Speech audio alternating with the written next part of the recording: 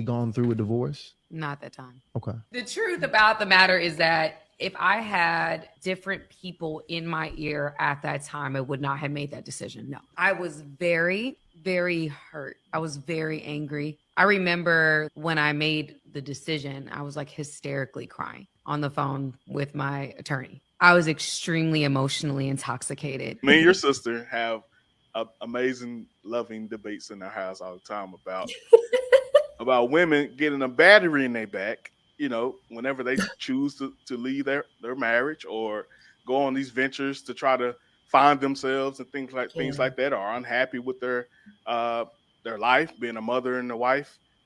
I think they always getting advice from other women. They come around either single women or single minded women, and they just hype them up. And I think that just I'm Joe, you're gonna hate me. I don't think women give good advice to each other. I just really don't. Because it's always chase happiness.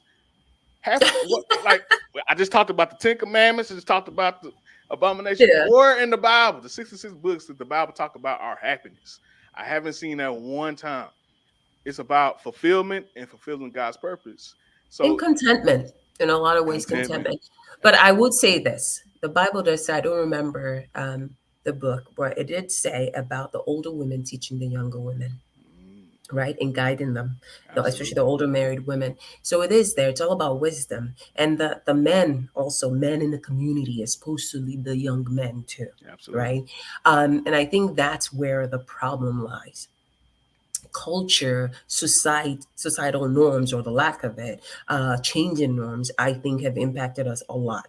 And so if you've got the older women not having their mothers teaching them right, if they've been abused by spouses, if they've endured 20, 30, 40 years of just, the Lord says I should stay, and all of that, and they end up being bitter, they don't know what to teach the younger ones, because they've tried, they've held on to faith because the Lord said, and look at where it got them, right? They're just still broken vessels.